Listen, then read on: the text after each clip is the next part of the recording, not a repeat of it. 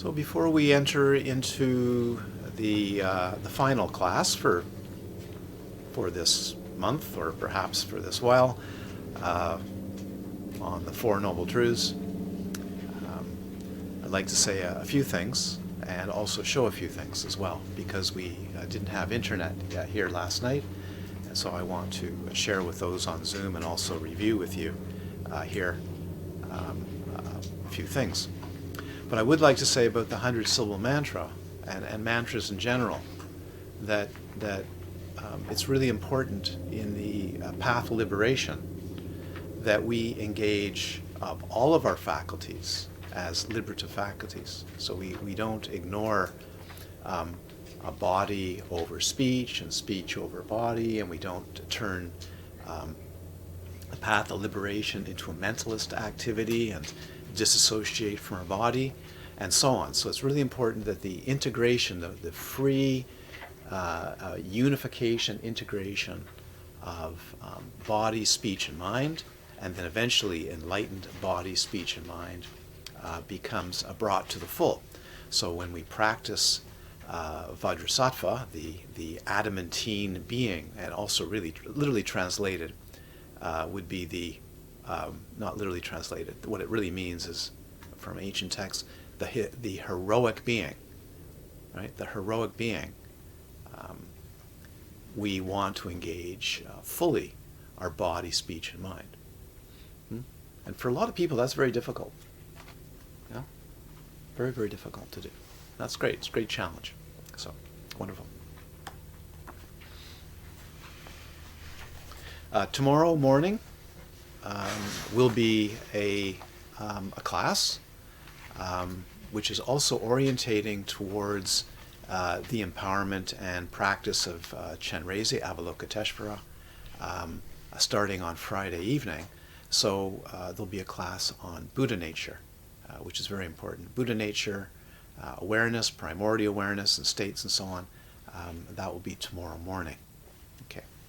And we'll give a contemplation about tonight. Okay. But I do want to show you something. So I think all of you, both on here in the room and in Zoom, it's really good to have a repertoire of easy, straightforward things that you can do when you sit or stand or before you walk or lie down, where if you want, I'm using this word loosely. We use the word energies quite loosely without almost anybody knowing what it means. It's actually more of a physics term. We just say energies.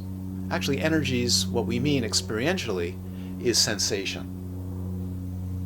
And in the stages of meditation, as taught by the Buddha, one of the most important stages that is absolutely fundamental to develop, be comfortable with, and really unfold for quite some time is the fourth stage of the first tetrad of Anapanasati, which is the full experience of breath sensation through the body. And you will find that if you bring that about, just full sensation of breath, that means the body feels like it's, as Namdram said, the resurrection of the body.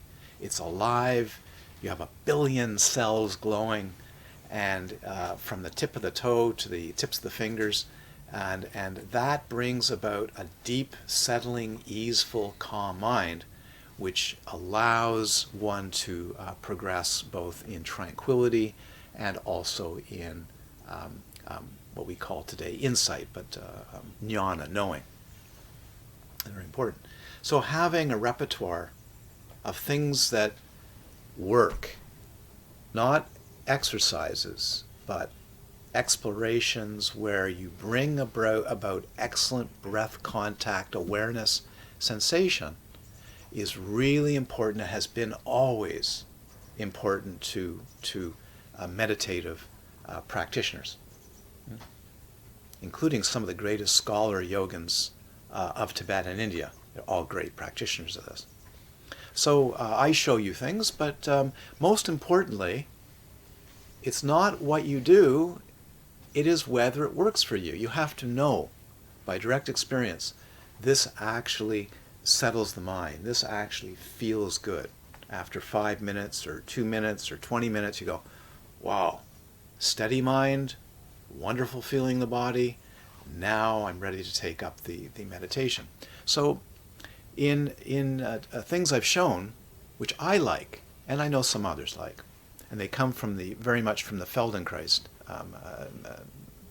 explorations, is we have one, which I've shown, which is turning the neck and finding mobility and sensation in the neck, which will eventually be felt all through the body by not just turning the head, but by allowing the body to be integrated into the head turn, which is moving the hands, right? Rotating the hips. And it feels fantastic. What are you doing? You're opening up the chest. You should feel it in the belly. You can feel it in the legs. As someone in the room often says, because they can feel it in the channels, yeah? Balanced. And how do you know? It's really easy. How do you know it's working? Brighter, less thought, steady, sensation. Yeah, straightforward, clear. That's good. What a great way to start practicing meditation. What a great way to study. Yeah. So with that one, that is more of a vertical twist. And the next one I've been showing is this one, which you've all been doing, but I don't know if you actually have this for those on Zoom, which is really elegantly simple. It's having the hands at the hips like this. Actually, I need a little more padding underneath the bum here. Let's see. There we go. Elevate the bum. Hands at the hips. Oh, this is so simple. Bring the elbows straight, shoulders straight, and we're not going to spend too much time with this, but bringing we used to do this a lot on the wall. I was first shown this as a wall practice. It's fantastic against a wall, but we don't have a lot of walls here. You'd be falling out through the tent. So watch this. So as you've seen, slowly bringing the chin to the middle of the chest. And when you do that, bringing the elbows and the shoulders forward, rolling. Remember, this is not a technique. This is full sensory involvement. And then slowly take a pause and slowly coming back up. But as you come up, there's a tendency to just want to be like this. But how about now continuing with the elbows coming back, the head tilting back, and let the mouth, which is connected, let it fall open.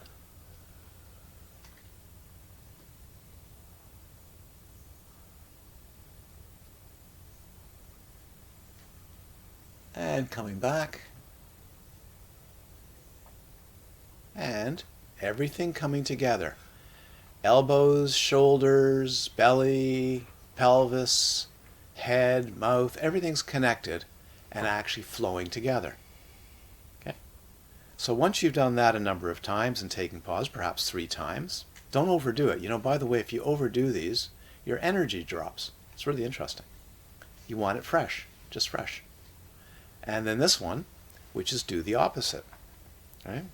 So instead of the head coming forward, bring the arms and the shoulder forward, but the head comes back.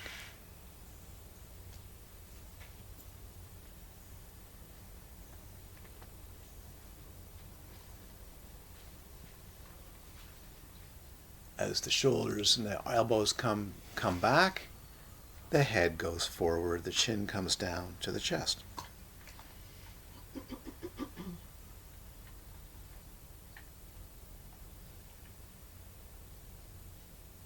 So when you do this, you'll actually, you should find that your breath is being released. This is really important. Your physical breath is being released. And you can keep spotting how many times your abdomen or your breathing is actually frozen. It's really cool. If you just notice it, you go, oh, there it is, holding it again, holding it again. And the other one showing last night, which is really great, is now we can discover. And I watched 99.9% of people in the room. There's only one person that didn't do this, but now when you slide your hands, doing the same thing, sliding the hands, I noticed that nobody's head moved. It's quite interesting. So the hands are connected to the head and so on. So when you slide the hands from the knees to the hips, or from the hips to the knees, do exactly the same thing. See which way it goes. When the hands come towards the hips, does the head want to go up? And when the hands slide to the knees, does the head want to come up or down? And just feel what that's like.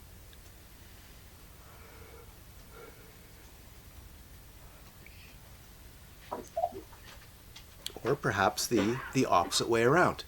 As the hands come towards the hips, you may find that you want to actually bring the head towards the hands. Yeah. So I want to just go over those with you, and also make sure that those on Zoom, it's such a refreshing, simple thing that you can do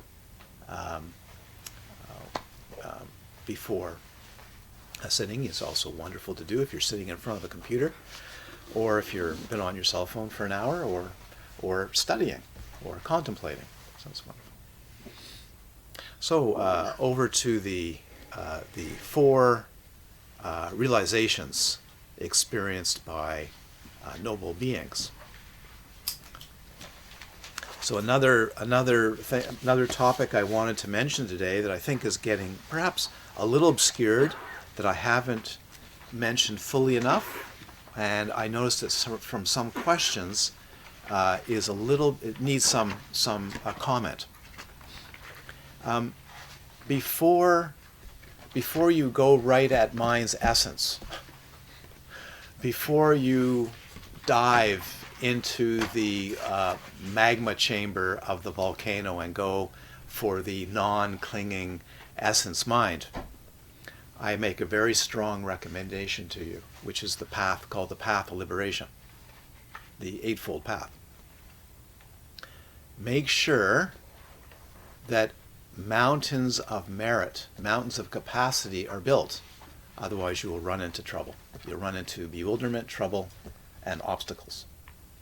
So, one very simple principle is, before running up to jumping into the magma of non-dual realization, is be very certain that that which is bad in your life, which is called papa, really bad things, have been eliminated. That the 5 precepts, or the 8 precepts that you hold, or the 10 precepts, or the 250 precepts, or in the case of nuns, 300 precepts, is being really well developed and adhered to. The trainings. So, the bad stuff, the really evil bad stuff, of which I don't think there's very many people in this room or even on Zoom that are doing that, but make sure that those are not arising, that they are being eliminated, because they create such turbulence in the mind and such turbulence in one's life. Number 2,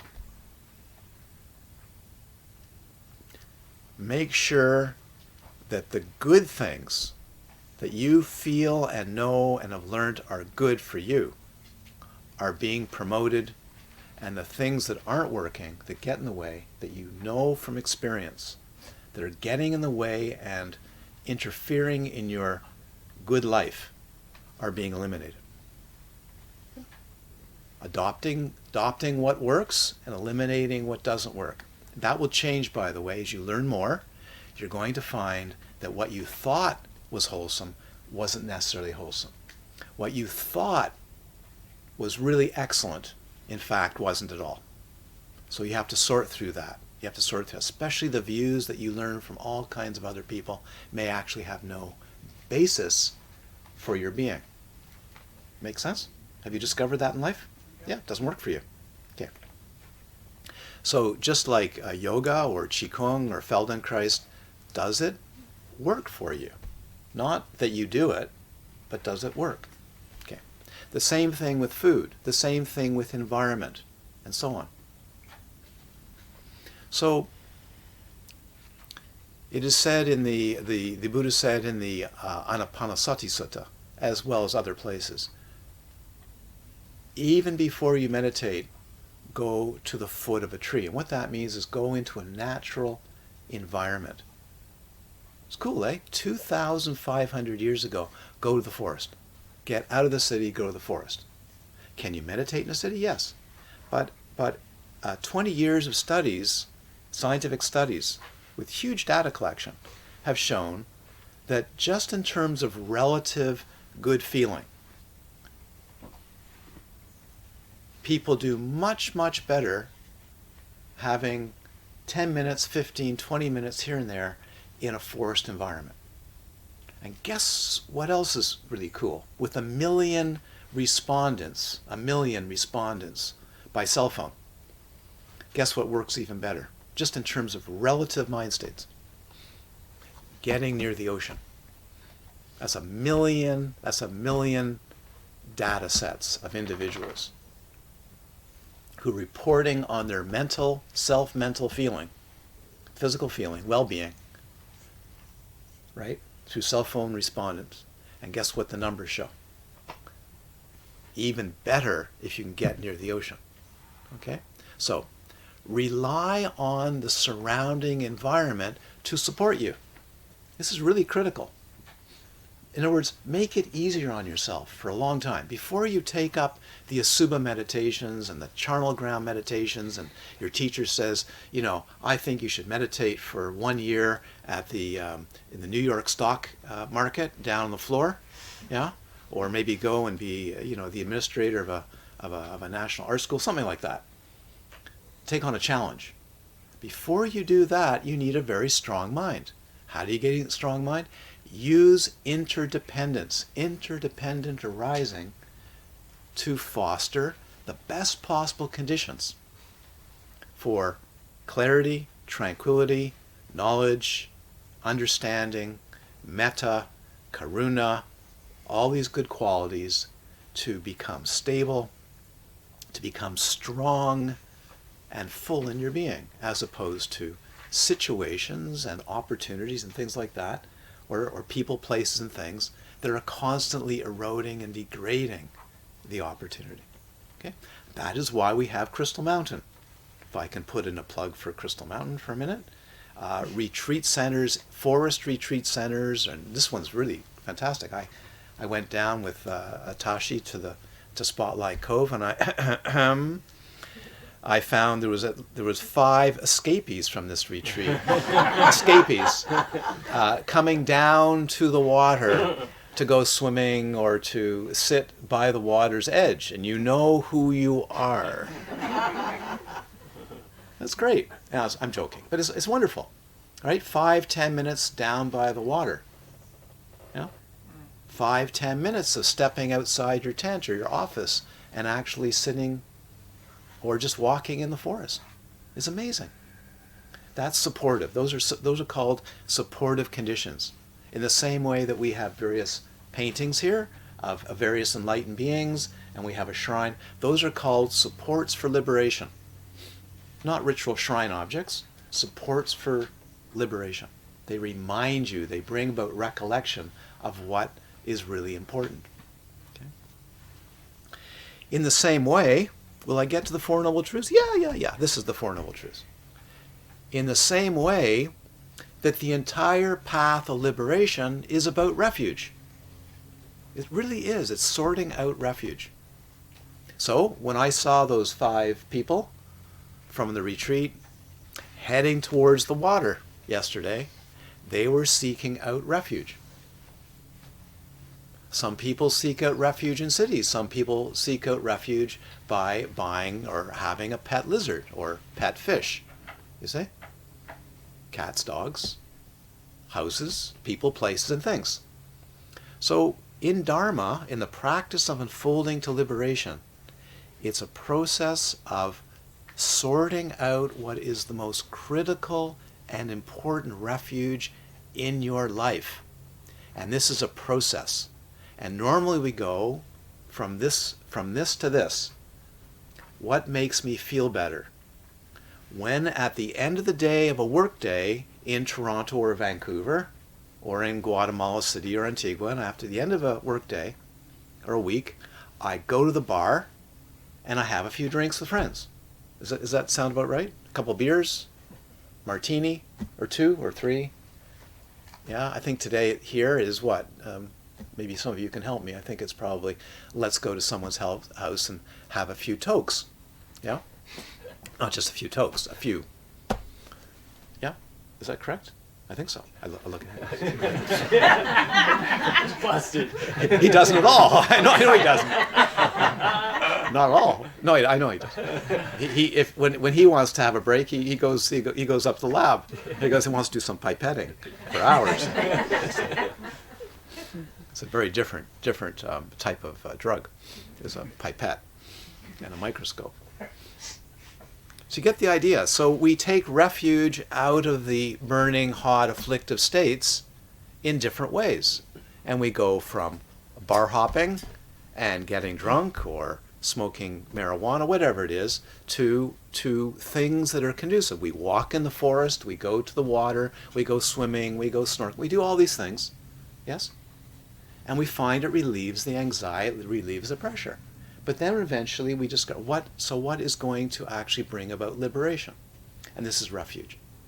And we go from refuge in the Buddha, refuge in the Dhamma or Dharma, and refuge in the Sangha. And then we consider further refuges, refuge in the Guru, refuge in the Yidam, refuge in the Dakini, and further refuge in enlightened body, speech, and mind, refuge in the radiance and luminosity of the enlightened mind, refuge in Mahamudra, refuge in the natural mode of mind's enlightened nature, and suchness. So this is the whole process of liberation is really sorting out refuge. Most of it without really much knowing. Yeah. Okay. So too, the Four Noble Truths is really advanced. Where are you going to take refuge? Now, where you think you want to take refuge is something that calms you down. Isn't that right? Something that makes you feel easeful and calms you down. But it turns out that that's a necessary condition. But actually, it doesn't fully work. It never does, as the Buddha discovered. No matter how calm and relaxed you get, there's a niggle, there's a disturbance. And that is because one has not dived into the magma chamber to see the origin of all the fomenting. Now, the good states need to be promoted before you go to Mahamudra and Dzogchen and bust up, destroy the good, destroy the bad, destroy all states to see the undifferentiated nature. I highly recommend building great merit and great capacity to get there. Okay? Good.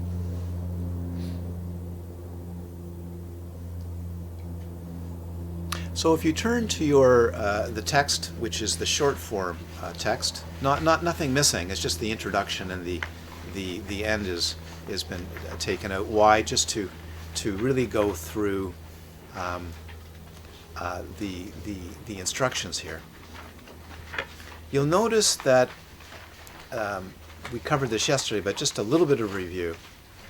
That on the first paragraph there, not getting what one wants is suffering. This is really key. And as I said yesterday, I recommend that many times in the day, don't run away.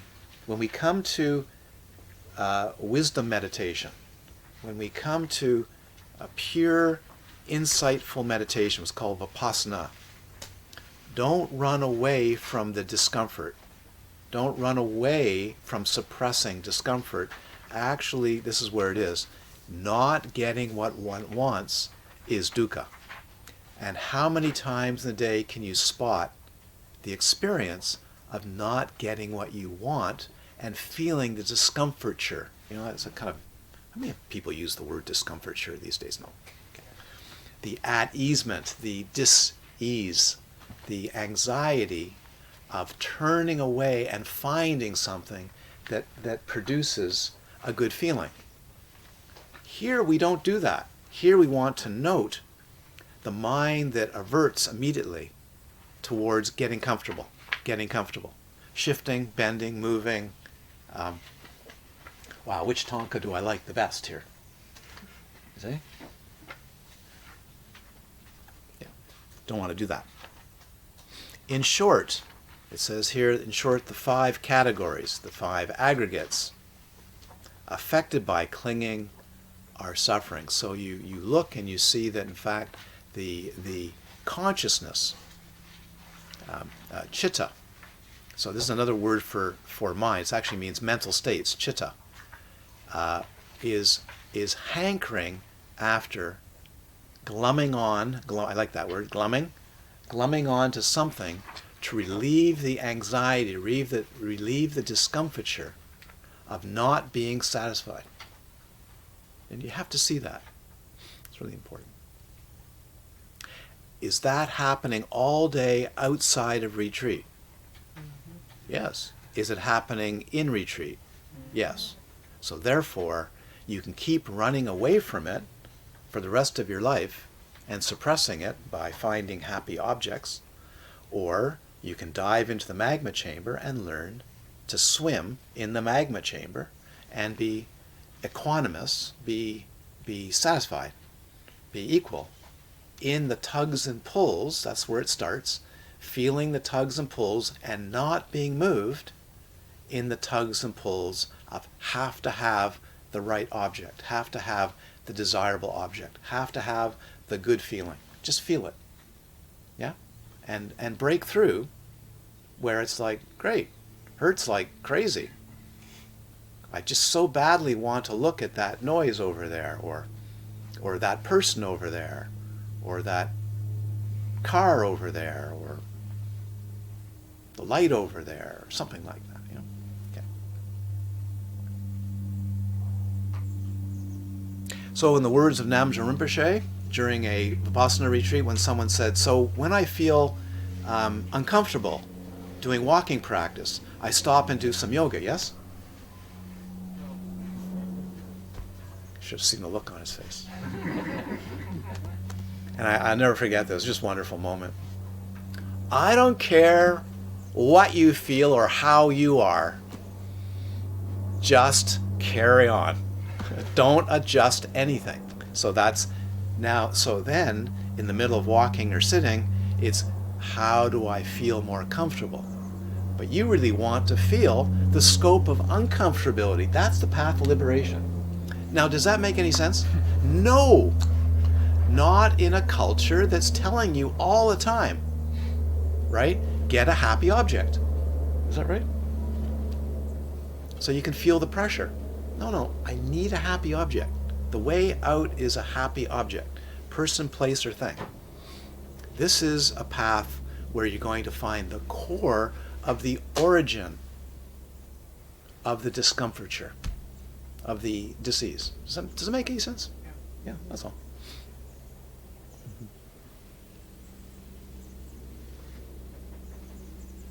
You could look at this, and by the way, the Four Noble Truths is taught as a medical process with a doctor. It is taught that way in a number of places. But you could look at it as having an illness and going to the doctor, and the doctor says to you, you have a choice. You can take and by the way, this is not for all cases, but you have a choice. You can take a medicine that suppresses and controls the illness, or you can have an operation which is fairly invasive, perhaps a heart operation or kidney or liver or intestinal operation or even a brain surgery, and be free of it. This is the surgical operation, as opposed to a medicine that keeps, I'm okay. I wasn't okay, but now I'm okay. Actually, now I'm okay, but I wasn't okay. This is the surgical operation to make the correction of what has been twisted. So one of the meanings, one of the inner meanings, which is not so easy to find. It's a bit of a stretch etymologically, but Namgyal Rinpoche liked this. It didn't work for my professor, Dr. Warder, at the University of Toronto, but Namgyal Rinpoche like this is, if you look at the word dukkha, it is basically du, which is bad, and ka, which is a formation. Bad formations, malformed. This is one of Namgyal Rinpoche's favorite ways of understanding dukkha. Dukkha, the formation is malformed. So how do you reform the malformation? You have to really straighten it out or cut through it. Yeah. So the discovery that the Buddha made is really momentous. He said, this is the Aryan, or the Aryan truth. Now, Aryan here, for so many of you, brings up negative connotations, but it means in Sanskrit nobility. It was kind of hijacked quite a bit by the Nazis, but the word actually is Aryan. That is a being of realization. So this is the realization of dukkha. Such was the vision. This is amazing. This is being proclaimed by a being who made a momentous discovery for himself, and he says was not heard before. Yeah, the vision, the insight. Each one of those words you should underline: vision, insight, wisdom, knowing, and light, radiance, that arose in me about things not heard before. Yeah.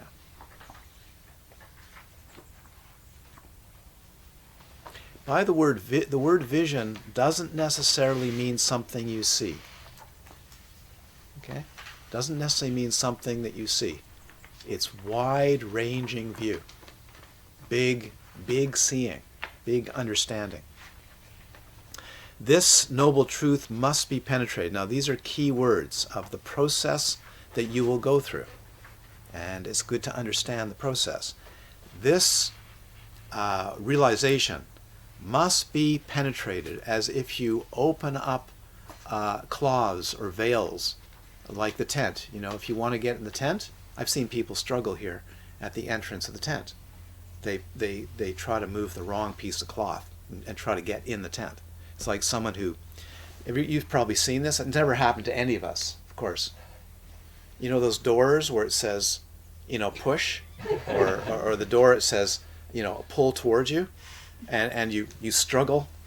It's right, and the message is right here. Only open, only push one way, and it's like that. So you get the idea. Okay. Penetrated by fully understanding dukkha. And I'm going to give you an equation, which I keep repeating, but it's really important. The greater the understanding of dukkha, the greater the compassion. If you want to find great love and great compassion, it is going to be by understanding dukkha, deeper and deeper, not just of yourself, but every kind of sentient being. All 6 classes of sentient beings, hell beings and God beings, all the way through. Such, and by the way, does that mean that you don't study? No, study. Study dukkha. Study. Contemplate. Meditate. Study. Contemplate. Meditate. Such was the vision, insight, wisdom, knowing, and light that arose in me about things not heard before. And then it says, the proclamation, this realization has been penetrated by fully understanding dukkha. So you see the difference in words? Must be, has been. So first of all, there's the acknowledgement that there is dukkha. Then there is the penetration, the full exploration of dukkha. Then there is the understanding that dukkha has been deeply understood at the experiential level, fully understood. This is clear. So those are called the three stages. First of all, recognition. Yep, there's dukkha. Penetrating it deeply, going right into it, spending time with it, and then going, this has been understood. Those are the three stages that must be done. It's right in here, and it's repeated over and over and over again. Yes, sure. So it's not just the... Can you speak, if you could speak up, and then... It's not just the realization of that arises from a sense of self, the clinging of the self. It's deeper than that. It's actually existence. Yep. So that's... Yep. You're going to have to penetrate way beyond the self arising. It is just the pervasive nature of confused experience. So you have to come away from your struggle into just clear observation of experience and reaction to experience. Because it wouldn't be that, because if that's still very human-centric, right? And this is about all sentient beings, therefore it has to go deeper, because a fly or a bee still has dukkha, right? Yeah, Shahar is asking the question about how deep do you go? Yes, you have to go. And of course, one of the great discoveries, let's give a good example of this. So Shahar is asking about how far do you go, about with this. All of you can do this. It's really simple. Some of you have done this with me perhaps 50 times, but it's really simple. If you touch the floor beside you and you rub your finger on the floor, what is it that you experience? Most people in a room, if you haven't studied Dharma so deeply, would say, I am touching the floor, correct? I'm having an experience of touching the floor. But that's actually not what you're having. Try it again. What is it? This is what you're asking, perhaps what you're asking, Shar. What is it? Actually, what is it that is the experience? Not the imagination, not the previous history of ideas. Get real. What actually is the experience? Do it again. What's the experience?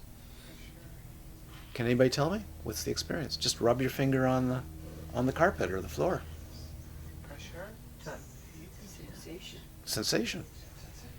Do you know what it is? No. If you don't have your eyes open, you don't look at it, what could it be? It could be 30, 40 different possibilities. You see? And who is experiencing it? At the moment of experiencing it, is there you experiencing it? If you look very carefully, you'll see absolutely not anywhere is there a you having a sensation. Only a conceptual contrivance, which takes a bit actually. It takes about a half a second to go through that conceptual contrivance. But in the immediacy of touching, you will see that there's not even a finger touching. There's not even a you touching. There's not even a knowing of what you're touching. And so on. That's a simple demonstration. Do all sentient beings have the same experience? Go find out. But that's not dukkha yet, right? But where is the dukkha? The dukkha is the confabulation. This is really deep. The confabulation that I have a self, I am touching something, and making up a story. When in fact, there's no story happening. There's no story happening. So this is direct meditation. So what is in the way of the meditation? All the constructs that are the resistance, right? Where you don't want to look. Yes, I do have a self. I can just see it in some audiences. There's like 200 people here. Yes, I do have a self, and I am touching the carpet. Thank you. I've had that. Excuse me, but don't tell me that I'm just having a sensation. There's a carpet, and I do have feelings, I do have sensations, and stop that nonsense. Yeah. And you can feel the anger, the resistance. Yeah. Please. But what's really happening? That's Dharma. The Dharma is about what's really happening. And it's good scientific work. How is it science? Just keep looking, keep exploring, good observations, keep at it.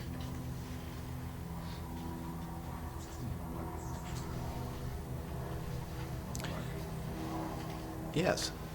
We have a different translation, which replaces the stages of realization. In our wording, just comprehend. We have different texts. When was that ever happened? Pardon? Tanisarovic translation we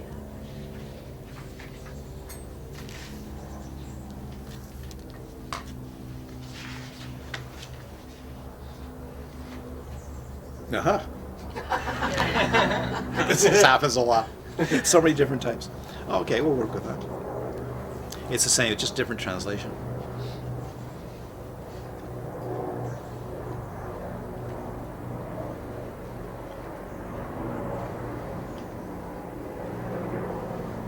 So I don't know if you can hear me over the helicopter. Can you hear me over the helicopter?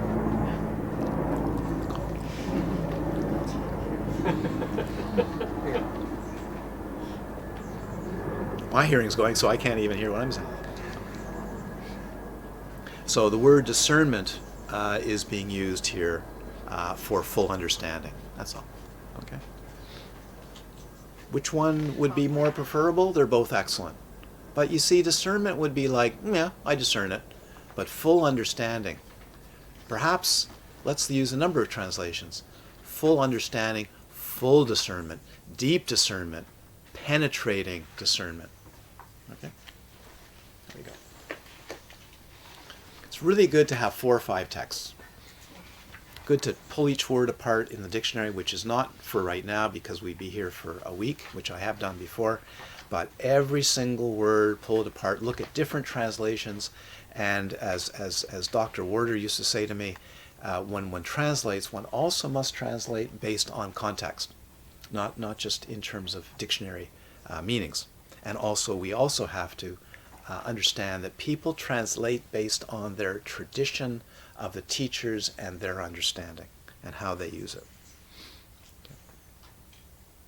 Second noble truth. What is the noble truth or the Aryan truth of the origin of suffering? It is craving. I said yesterday, almost a good full class on tanha. Tanha. And this I want to bring to you today, which is a fantastic statement, and which renews beings. Isn't that cool? Renews beings. What do you have in this translation?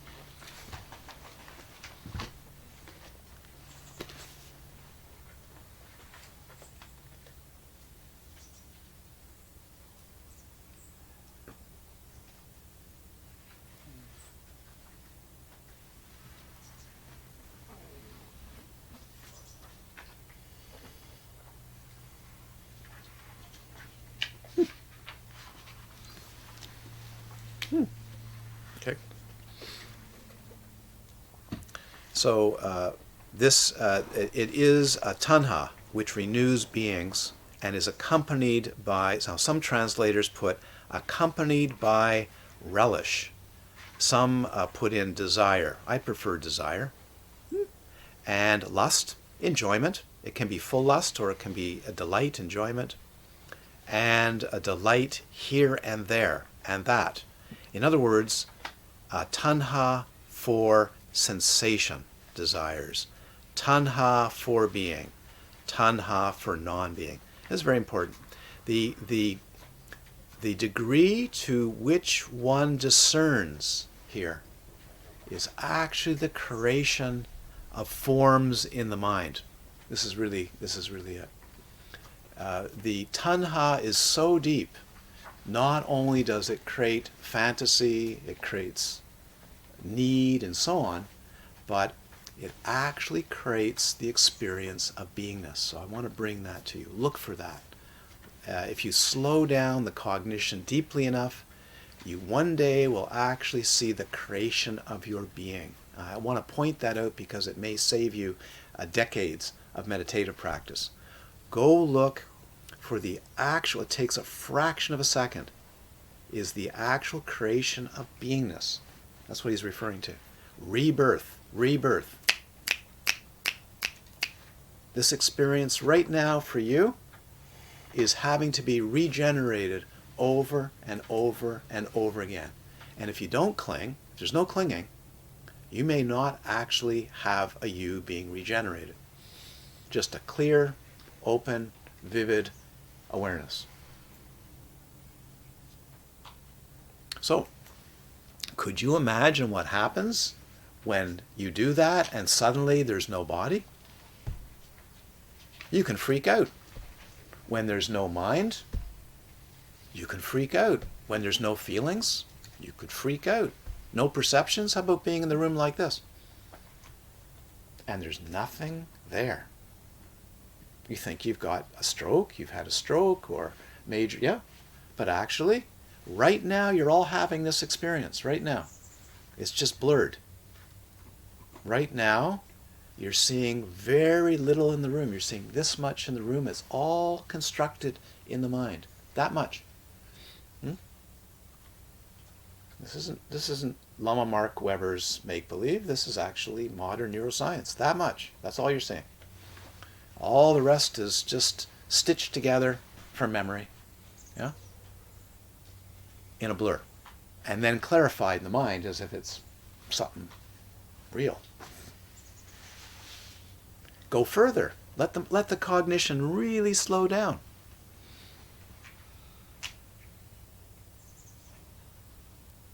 And you'll go through different stages of the nervous system relaxing until, as many people have experienced, even some of you in the room, there's nobody in the room, there's no tent. The nervous system's completely relaxed and clear. It's not generating a whole bunch of clinging.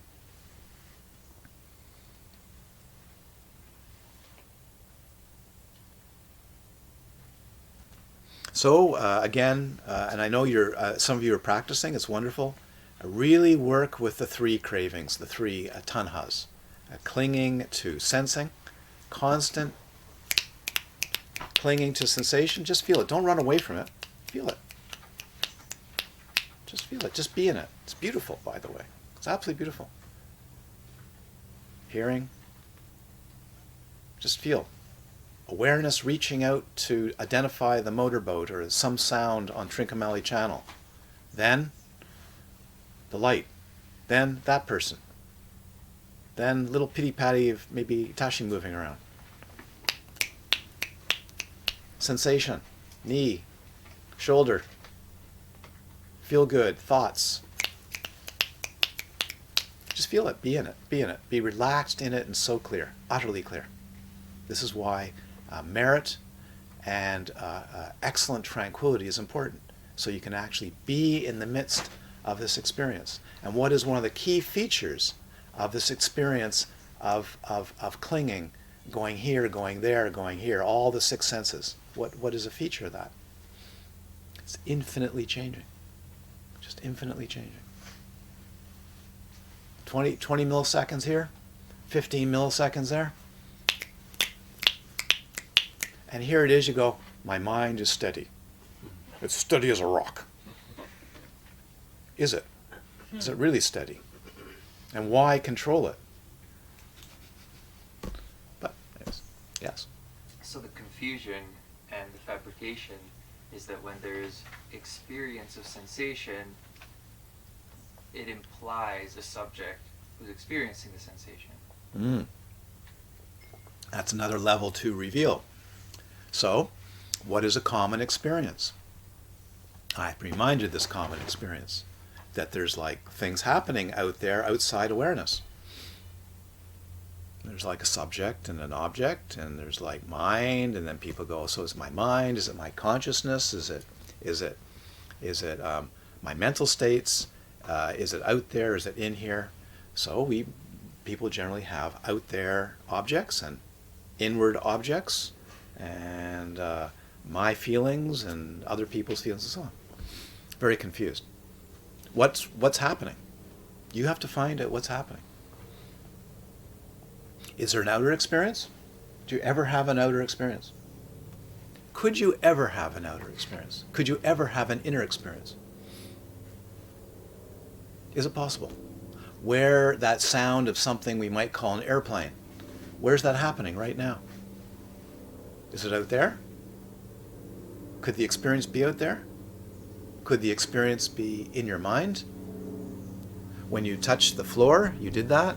Where's the experience actually happening? Is it on the carpet? Is it on the floor? Is it in your mind? Can it be in the floor and the mind? Can it be in the fingertip and the mind? Does the body separate from the mind?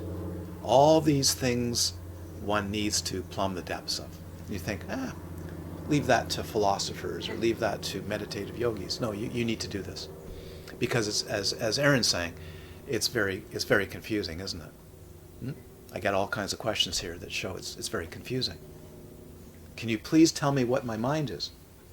Can you please tell me what awareness is? Can you differentiate object and awareness and so on? Yeah.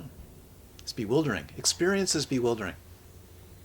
Existence is bewildering. Go look. Go look again and again and again. That's called vipassana. Looking again and again and again. Yeah. But whereon does this craving, this tanha, arise and flourish? Whatever there is, what seems lovable and gratifying, thereon it arises and flourishes. Where's the flourishing? You have to feel it. Instead of running away from it, feel the flourishing of tanha. Right? Like feels good. Like feels good. Can the mind actually remain equal? Just an equal, glowing, luminous feeling in any kind of sensation. That's called metta. Really, that's why you need a great foundation of metta. It's interested in all phenomena. All phenomena. Yeah, amazing. Someone has performed an amazing act of psychic power demonstration on Zoom. Amazingly enough, Richard has turned into Cheryl, or Cheryl has turned into Richard. That's quite amazing. Good to see you there, Richard.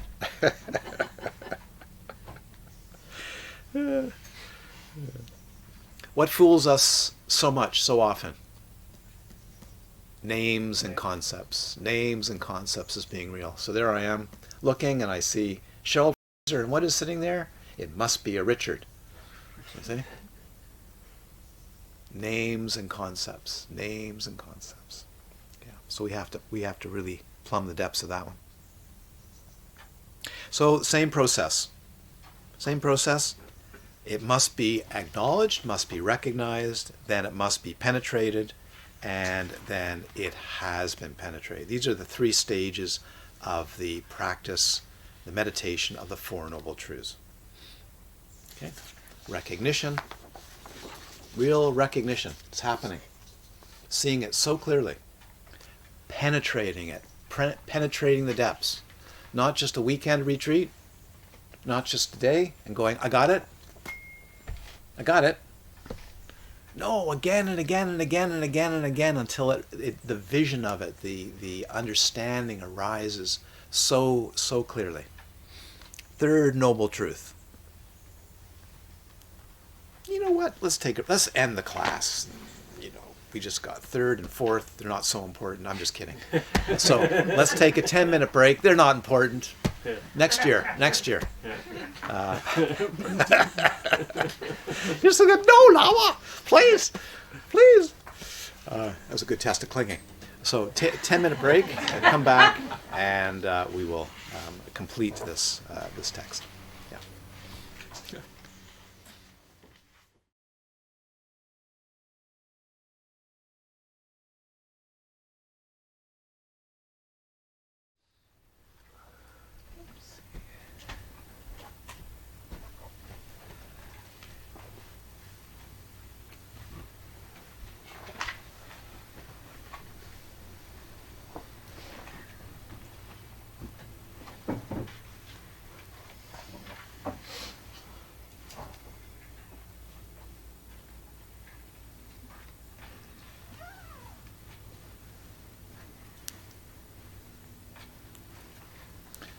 Well, Travis has reminded me, I don't know if everybody's on Zoom, but Travis reminded me that people were told that the last class on Zoom would be today. But actually, tomorrow morning will be, I think, the last class on Zoom. So if you'd like to join us tomorrow morning, that may be likely the last class on Zoom, but I don't really know. But right now that is. So how's that for being so definitive? Maybe we'll go for weeks. I have no idea. Anyways, to be helpful, there will be a class, and Zoom will be offered tomorrow morning, and I'd like to, at that point, delve into the topic of Buddha nature, which is important for the practice, especially very important, essential for the practice of Avalokiteshvara, Chenrezi. So on to the third noble truth. Another way of translating this is there is a realization. So why don't you try this translation, because it's clear, it's what it means. It's not exactly literal, but it's what it means. There is a realization of the cessation of dukkha. That's it. It's just really straightforward. There is a realization that is the cessation, the ending of dukkha. There's an origin of dukkha, and there is a cessation of dukkha.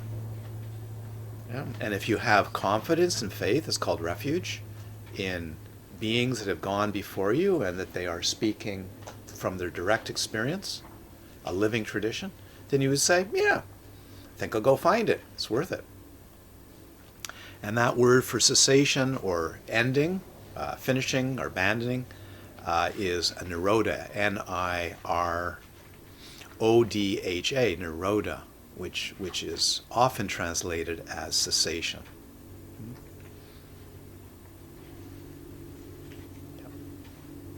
It is, and here's the definition for it, experiential definition, it is the complete or the remainderless fading. What do you have in your translation?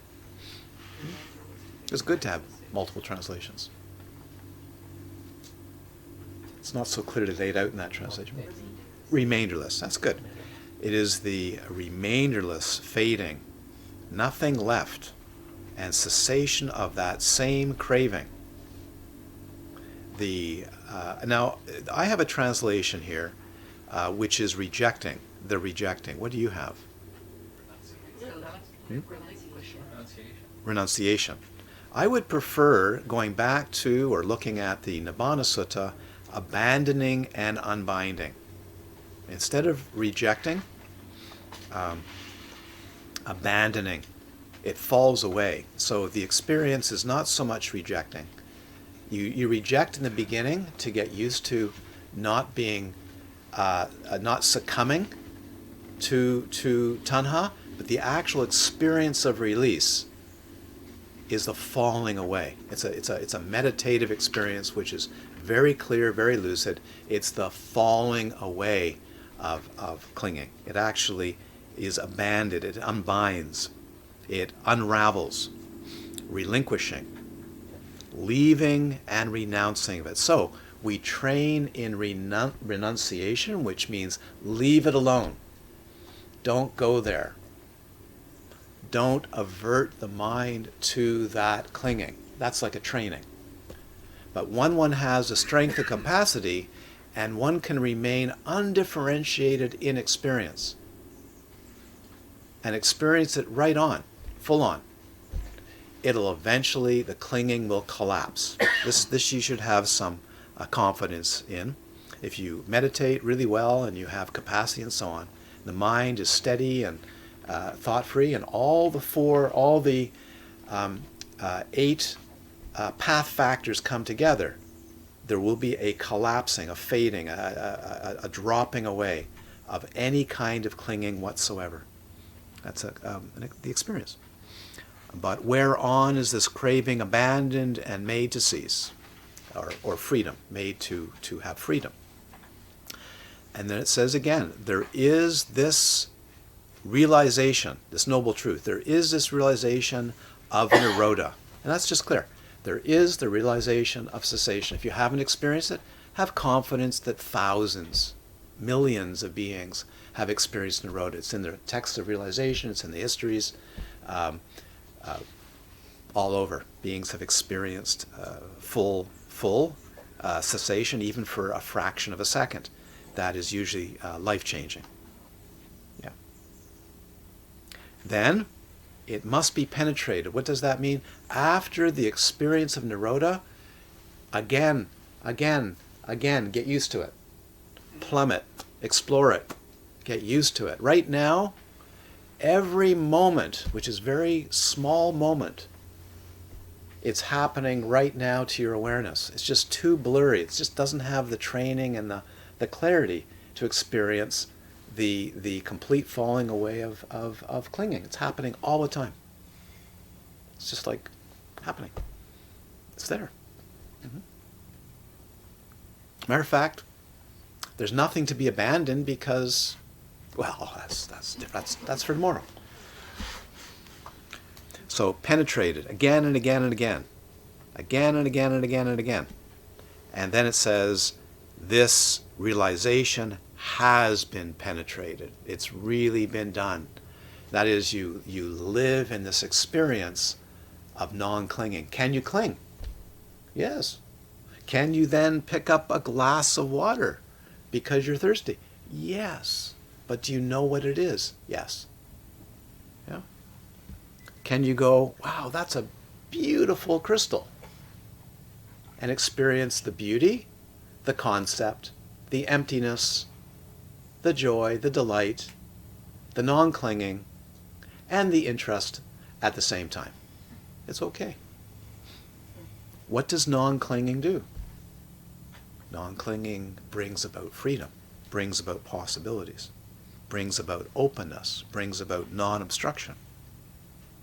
So these are the three phases: recognition, glimpse; penetrating, opening the glimpse, getting familiar with the glimpse; exploring the glimpse until you can say, it has been penetrated, it has been done. Yeah.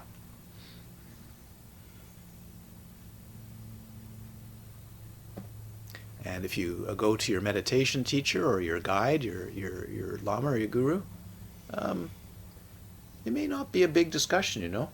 They may grill you, as you know, in the days of old in the Zen stories where they take a stick and whack you and see if you've got any steadiness, or scream and yell at you, or put on the 500-watt lights and see really, is it genuine?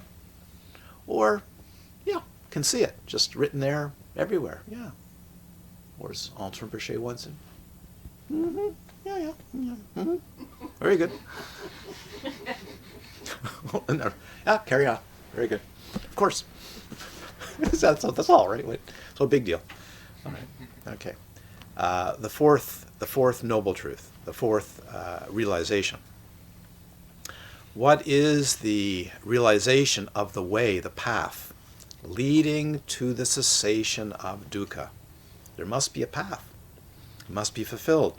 This is called the noble, or the Arya Eightfold Path.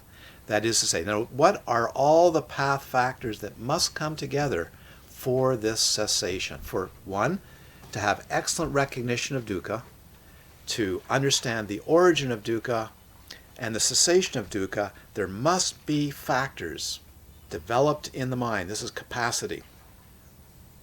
And these are the 8 that he came up with and said, you must have these. Okay? You have to have a pretty full view. Big seeing. Big understanding. Not just intellectual. Intellectual is excellent. Some people train in this and study this for years. Good. But eventually you got to get down, you got to practice. So, a complete, full-on viewing of understanding of dukkha, the origin of dukkha, cessation of dukkha. Next one, right intention. Intention. Sankappa. Really good thought. Full-on thought. The intention, the energy of the mind must be fully with the exploration, with the investigation. Another way of saying sankappa is the plan. These are beautiful meanings of the word thought. Sankappa is to plan, the purpose, the imagining, the wish. What's the wish behind what you're doing? So, here you are in a Crystal Mountain retreat, and my wish is to become enlightened. That wish may be wishy-washy.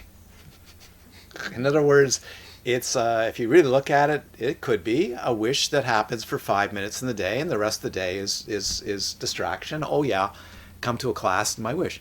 But imagine if the wish for recognition, the wish for realization, is really with you, without disturbance, without gnashing the teeth, but it's what's behind everything. That's what it means. That's the plan. It's kind of like the life plan. And if the life energy, the life plan is that, I will guarantee you that a recognition will occur. The intent leads everything. But sometimes the intent is a little wishy-washy, or the view of intent is not very complete.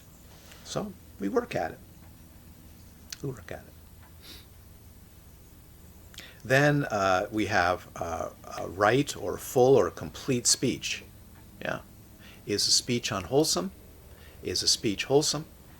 Is a speech leading to liberation? Is a speech leading away from liberation? So imagine, here you are meditating all day, excellent meditation, hearing the Dharma, contemplating the Dharma, and then you go off in the forest and you call people over for, talk, perhaps. So what your speech is doing is what your mental activity is doing, which is what your physiology is doing. Is this understood? Whatever your physiology, your prana, your breath is doing, your speech will be doing. Whatever your nervous system is up to is what your speech is. Speech. All of you right now, including me, are emanating messages through our hands, through our gestures, from facial expressions to this. No, you're not doing that, which is nice. Yeah, or it could be this. I had a whole room like that once in a certain country. Introductory class to Dharma. All new to me. So, Lama. Yeah. I think you get ones like this. You don't know what's going on.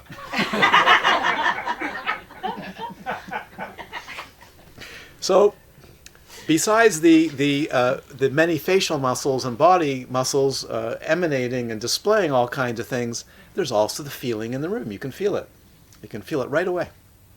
We're all connected. When you're in a glorious states, in really good states and clear, you can feel. You walk in and you go, whoa, this is lovely. I sit here and I go, this is effortless. This is just a joy. You can feel it. It's not like thick molasses of resistance. So we all emanate, and we all are interconnected that way. So speech is happening whether there's heard speech or there's no heard speech. Okay. Right action. What kind of action?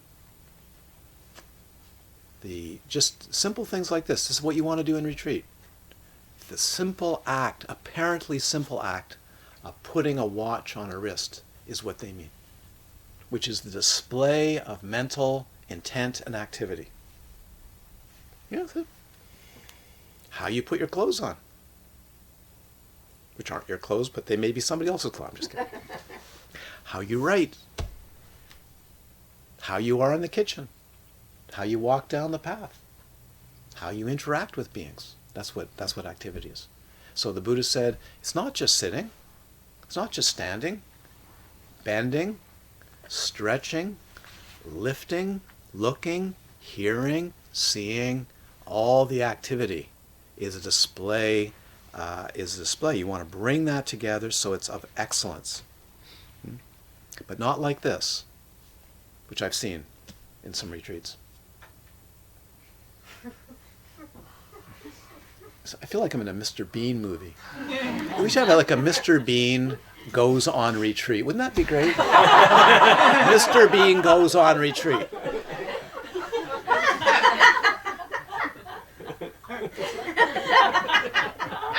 And is practicing mindfulness.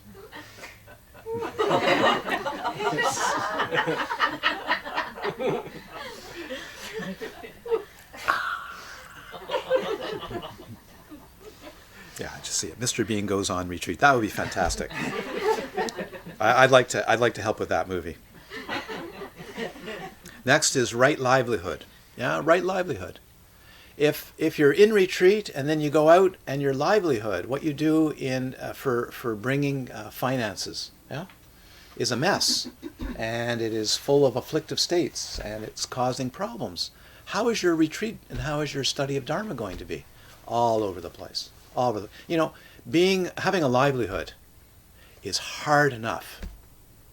Almost any kind of job that you do is going to be challenging, especially business. Government can be challenging, administration can be challenging, yes? Being on boards can be challenging. Is that right? Yeah. Fraught with emotion, fraught with difficulties. How about something like this? The ease of being a veterinarian. I just see it every day, taking in dogs and cats and lizards and amoebas, right? Doing medicine on amoebas. My pet amoebas. My pet amoebas are really having some emotional difficulty. Can you help me with my pet amoebas? What are you doing with my pet amoebas? So just even something as simple as healing animals or taking care of people can be fraught with the kinds of afflictive states of, right? Not so easy. Yeah. Just ask, for instance, something as noble as medicine, a doctor, what a doctor has to go through today to have a practice. It's just fraught with the most incredible difficulties. Yeah. Yeah. So it's hard enough having a livelihood without making a real hash of it. In other words, piling on the dukkha. So this is what's meant by right livelihood. Really clean livelihood. You do your best and hope for the best because it's complicated. It's difficult. Okay. Yes. What about tending bar? You tell me. So we can go through a long list of things: having a bar, tending a bar, having all kinds of things. It's complicated. It's really. How about a cafe where you serve coffee? Is that ethical or unethical? I don't know. It can be lovely, right? There's all kinds of things that one can do that are fraught with complications and activities. Yeah. You see me? Pretty difficult, isn't it? It's difficult. It's difficult, and yet it can also be beautiful, and it can earn a livelihood. I mean, I had a job where, on one level today, it would be quite unwholesome. I was a surveyor for putting in artificial islands in the Mackenzie River to drill for Esso Corporation to drill wells in the Mackenzie River for what we thought was no reason at all, except there was huge government grants given. $600 million project to extract oil underneath the Mackenzie River. Yeah, so was it ethical? Well, it certainly allowed me to do a lot of retreats, which is why I'm here and I can teach today. You just make $24,000 in 4 months, which is about $60,000 today, and go away and go into retreat with my teacher and study and practice Dharma, and actually paid for the Ocean Wonder cabin on Crystal Mountain property. I had some money left over, which is a miracle. Ethical or not ethical? Not very ethical, but ethical. I'm giving to you today, I'm sharing to you today because of the Esso Corporation. Is that something? Okay. Including some little oil spills and things like that. And I wouldn't call it the most ecologically friendly thing we could do, but I hope that the Various connections that we made on those artificial islands are still holding and haven't leaked too much. So, yeah. Right effort. Yeah. Vayama. Right exertion. How good is your exertion? How full is it? Is it overblown exertion? You know? I will sit here until it's done. What kind of exertion? Is it clean exertion, like clean fuel? Or is it dirty exertion? Is it making a mess of everything? Stomping. I've seen meditators really, really working, stomping around. One time in a cave in Sri Lanka with this fellow. He wasn't from Sri Lanka, I could tell, dressed in white robes, and he was stomping around in the cave meditating. Stomping and so determined. And it's just like the aura was just like utterly disturbed. You know, just like the energy was totally disturbed, but very fierce and very determined. Yeah. So what kind of exertion are you making? Right mindfulness, which is right sati. How good is the attentiveness? How good is the recollection? And of course, the Buddha described it not just as right mindfulness, but yanisa manasikara, careful, close attention. You want to build that. It's absolutely essential for nirodha, for cessation. Extremely close attention to all phenomena, to experience. Close attention. You have to build that like muscles. You're in a training program. Just think of it like a 3-week training program of building muscles where the attention, the ability to see detail, the ability to see clarity, to have clarity around experience gets deeper and deeper. Not every minute, but every day, every couple of days, you go, wow, this is getting clear. I'm beginning to see more. Things one has never seen before. So this is real mindfulness. Careful, close attention, a continuum of close attentiveness. Yeah, that's it. And recollecting. How do we recollect? This state builds this state. This experience must be built. Aha. This preceded it. This is the result. That's one of the great meanings of mindfulness, as the Buddha taught. Okay, next. Right, full, complete concentration. So the classic way of teaching right concentration, full concentration, was absorption. Deep, clarity, thought-free absorption, which is an excellent tool for looking into things. Okay, called jhana. So today, if you can have excellent continuum of upachara samadhi, relatively thought-free, equal, abiding clarity, this is excellent. Not so many of you will have the time to develop the kind of jhanic absorptions where there's no thought and there's just a blissful, clear mind as a tool for then looking at experience. But some will, some won't. And it's also a proclivity. So that is the eightfold path. And it is said in many, many texts of liberation that for nirodha to come about, for cessation to come about, you at least need a fraction of a second where it all comes together. You need to gather, keep gathering, and have faith and confidence that at some point when the conditions are correct, not the perfect meditation seat. Yeah, you keep fiddling and going, if my meditation seat is right and I've got my legs crossed and the weather's right and I ate the right food and I had pasta, but it was gluten-free pasta and I went to the toilet at the right time and I had a good sleep and no. But really pretty good conditions, building the eightfold path really strong, building your merit, your capacity, and then practicing, contemplating, studying, and eventually the mind will let go of the clinging. The relative mind will let go of the clinging. Then it says here, there is this realization of the path leading to cessation. He's laying out a path which he found was necessary.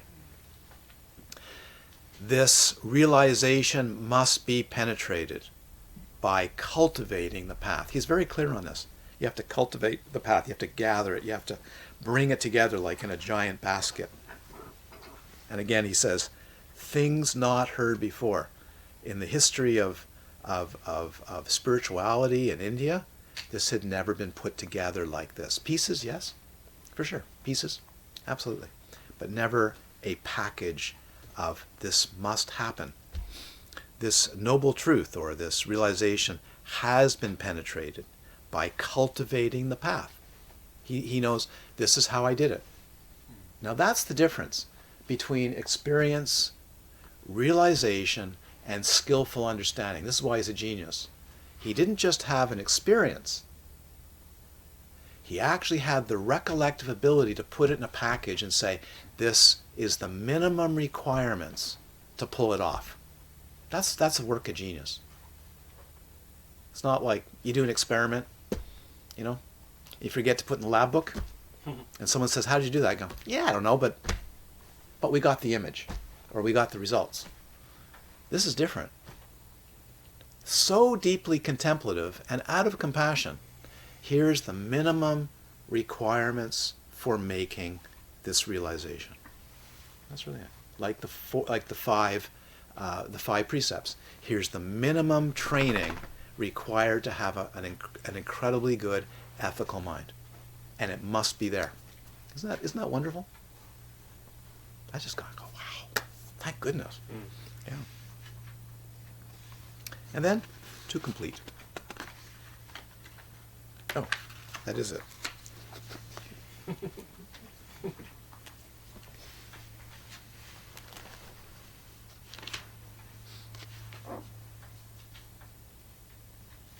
So to finish off here, I'm going to make a summary because of time today. I'm doing checkups with people. You can read the texts, and you'll find, of course, that that the discovery, the realization, discovery was so momentous that he was recognized by many beings. The earth shook and so on. And also one of his 5 previous disciples who left him in the dust, so to speak, when he went and broke the austerities. One of them actually got it, actually experienced this liberation while he was teaching. And he discovered that whatever is subject to origination is all subject to cessation. He experienced cessation through impermanence. And then the text finishes, you can read it, the text finishes by all these beings honoring the Buddha in this momentous discovery. And it says here at the end, thus at that moment, at that instant, at that second, the cry spread as far as the Brahma world, or the triumphant cry. And this 10,000-fold world system shook, quaked, and trembled. And an immeasurable glorious radiance appeared in the world, surpassing the divine majesty of the gods. Then the Buddha uttered this inspired utterance. Kandana has indeed understood. Kandana has indeed understood. This is one of his disciples, one of the beings that studied with him. In this way, the Venerable Kandanya acquired the name Anya, Kandanya, who has understood. So that's where the tradition of hearer comes from. Hearing a Dharma discourse, and you practice because of your practice, because of your merit, and in a Dharma discourse, you're in the experience, and there it is. There it is. It's done. Then you practice. You practice based on that experience. That's it.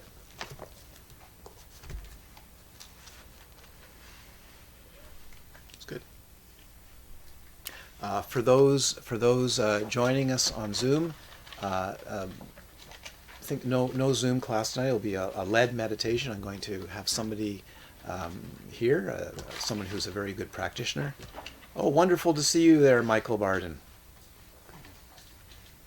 It's great. Yeah. And so no Zoom session tonight, and it will be mostly a guided, some prana, breath awareness work, practice exploration, and then probably a half an hour to 40-minute meditation on compassion. Meditation on compassion. That will be tonight. Okay, so no Zoom tonight, but there will be a class, a Zoom class, and class tomorrow morning at the regular time at 9:30 Pacific Daylight Time. Okay. Goodbye, everybody. That's it, and let's make a dedication, aspiration for the benefit of all sentient beings by this powerful activity of the teaching, the study, the contemplation, meditation of Dharma. May it lead to the cessation of suffering, of dukkha, for all sentient beings. May all beings have excellent health, excellent relative happiness. May all beings discover the unborn, the unbound, the undifferentiated, the unconfused, the unity of compassion and wisdom for the great gift and glory of all sentient beings. Sarmangalam, Sarmangalam, Sarmangalam. Goodbye, everybody.